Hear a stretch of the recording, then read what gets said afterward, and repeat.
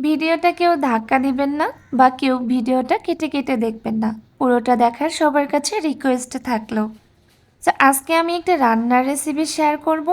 প্রথমেই আমি ফ্রিজ থেকে মাংসটা বের করে তারপরে পানিতে ভিজিয়ে রাখবো। মাংসগুলো এইদিকে একটু ভিজতে থাকুক, এইদিকে আমি একটু মশলাগুলো সুন্দর করে পেস্ট করে নিব। পেস্ট করার জন্য আমি শিলপাটা ইউজ করছি। আমি সবসময় শিলপাটাতেই বাটতে পছন্দ করি। শিলপাটাতে বাটতে যেন অন্যরকম একটা মজাও লাগে এবং তরকারির টেস্টও অন্যরকম একটা মজা লাগে। আজকে আমি রান্না করছি মুরগির মাংস। আর এই মুরগির মাংসতে ঝাল দিব না, এটা কি আর হয়? ঝাল ভরপুর থাকতে হবে। আমি প্রতিটা তরকারিতে আসলে ঝাল বেশি খাই। রান্না আসলে একটা আর্ট। এক একজন এক এক রকম করে রান্না করে থাকে। আসলে সবার রান্না এক হয়ে থাকে না। আমি আমার মতো করে রান্না করি। কখনো কোনো কারো ফলো করতে গেলেও আমি নিজের মতো করে রান্না করে ফেলি, কাউকে আর ফলো করা হয় না। আমি আসলে সবার মতো এত সুন্দর রাঁধুনি না। আসলে মাঝে মাঝে নিজের জন্য কিছু রান্না করতেও ভালো লাগে। রান্নাতে আসলে আমি কি বেটে দিচ্ছি এটা আর আপনাদেরকে নতুন করে বলতে হবে না, আপনারা ভিডিওটা দেখতেই পাচ্ছেন। সবাই একটা কথা মনে রাখবেন, সেটা হচ্ছে আপনি আপনার মতো করে সাজুন, অন্যের মতো না। এদিকে আমি এই যে মশলাগুলো ধুয়ে নিচ্ছি। আসলে মশলা বাজার থেকে নিয়ে আসার পরে ধোয়া হয়নি, এজন্য আমি আবার ছেঁকুনিতে করে মশলাটা সুন্দর করে ধুয়ে নিলাম। ভয়েস দেওয়ার জন্য আমি এতটাও এক্সপার্ট না, মাঝে মাঝে একটু ভুল হয়ে থাকে। আপনারা একটু সুন্দর করে গুছিয়ে নেবেন। অগোছালোভাবে কথাগুলোকে যদি আপনারা গুছিয়ে নেন তাহলে আসলে আপনাদের জন্যই ভালো।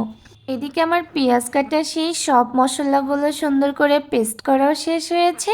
তারপর আমি এদিকে চলে যাব মাংসগুলো সুন্দর করে ধুইতে। মাংসগুলো অনেকটা ছেড়ে চলে আসছে। এখন আমি আজকে রান্না করব সেটা হচ্ছে সাদা পোলাও আর মুরগির মাংস। এরপর পার্ট হচ্ছে চুলা ধরানো। চুলায় একটা আমার চকমকো চকমকো সেই ভাইরাল কড়াই বসিয়ে দিলাম। তার মধ্যে সুন্দর করে যতটুকু তেল লাগে বসিয়ে দিলাম। এরপর দিব আমি একটু পেঁয়াজ। এই পেঁয়াজটুকু আমি বেরেস্তা করার জন্য একটু ভেজে তুলে নিব।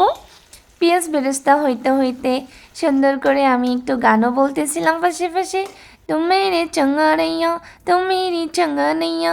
আমার এই কড়াইটাকে ইগনোর করবেন। কড়াইটাকে আমি সুন্দর করে ধুইলেও ও কাইলা কাইলা কাইলা কাইলাই থেকে যায়। আচ্ছা, এখানে আমি সুন্দর করে গরম মশলা একটু হালকা করে দিয়ে পেঁয়াজ কুচি দিয়ে দিলাম। পেঁয়াজ কুচিগুলো সুন্দর করে একটু ভেজে আসলেই তারপরে এখানে দিয়ে দেব আমার বাটা মশলাগুলো। এক এক করে আমি সব মশলাই দিয়ে দিচ্ছিলাম। দেখতেই পাচ্ছেন আমি আসলে যেভাবে রান্না করি জাস্ট আপনাদের কাছে এইভাবে শেয়ার করলাম।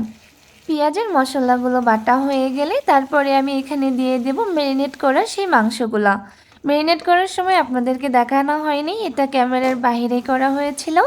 তারপরে এখানে আমি হালকা করে একটু লাড়াচাড়া করে তারপরে সুন্দর করে ঢাকনা দিয়ে ঢেকে ঢেকে আমি এটাকে কষাবো। মাংসটাকে ঢেকে দিয়ে আমি একটু গরম মশলা এখানে বেটে নেব সুন্দর করে, আবার এই আমার সুন্দর শিলপাটাতে। আজকে রান্না করছি আমি পোলট্রি মুরগি। পোলট্রি মুরগি রান্না আসলে আমি সবসময় ভেজেই করি, কিন্তু আজকে একটু ভাবলাম ইউনিকভাবে রান্না করা যাক। এইদিকে আমার মাংসগুলো কষানো হচ্ছে, তবে মাংসটা আমি ঢেকে ঢেকেই কষাবো। তাছাড়া এই যে মাংসটা আমার সিদ্ধ হয়ে যাবে না, এই জন্য। এইদিকে অনেকক্ষণ এই মাংস কষাইতে হবে। কষানোর মধ্যে আসলে আপনার রান্নার টেস্ট চলে আসবে। মাংস প্রায় আমার কষানো শেষ হয়ে গেছে। তারপরে এখানে আমি গরম করা পানিগুলো ঢেলে দেব ঝোলের জন্য। এদিকে আমার ঝোলের জন্য পানি ঢেলে দেওয়া হয়েছে। মাংসটা হয়ে আসলে তারপরে আমি যে এখানে গরম মশলা করে রাখা দেওয়া ছিল এটা আমি সুন্দর করে ঢেলে দেব। ওই যে বলেছিলাম রান্না একটা আর্ট, এক একজন এক এক রকম করে রান্না করে। যাই হোক, মুরগি রান্না করা আমার অলরেডি শেষ হয়ে গেছে। এদিকে আমি চালটা সুন্দর করে ধুয়ে নেব। চাল ধুইতে ধুইতে গরম পানিটাও করে নেব। গরম পানিটা আমি পোলার মধ্যে দিয়ে দেব। এইদিকে কড়াই আমার বসিয়ে দিয়েছি, কড়াইয়ের মধ্যে একটু তেল দেব। তার মধ্যে একটু হালকা গরম মশলা দিয়ে সুন্দর করে ভেজে নিয়ে তারপরে আমি সুন্দর করে চালটা দিয়ে আবার সুন্দর করে ভেজে নেব। ওই যে বলেছিলাম আমি তো ভয়েস তেমন সুন্দর দিতে পারি না, আপনারা একটু গুছিয়ে নেবেন।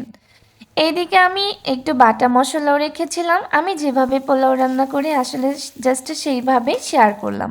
চালটা একটু লাল লাল হয়ে আসলে তারপরে এখানে আমি পরিমাণ মতো পানি দিয়ে দেব। আজকে আমি রান্না করছি পাতিলে। পাতিলে রান্না কখনো করা হয়নি, আজকে ফার্স্ট টাইম। জানি না কেমন হবে, তবুও শেষ পর্যন্ত কিন্তু আপনারা থাকবেন, দেখবেন কেমন হবে। এই যে আমার অলরেডি এটা হয়ে গেছে। ওই যে বেরেস্তা রেখেছিলাম, বেরেস্তাটাও দিয়ে দিলাম। এখন আমাদের খাওয়ার পালা। সবাই ততক্ষণে ভালো থাকবেন, সুস্থ থাকবেন। Bye bye.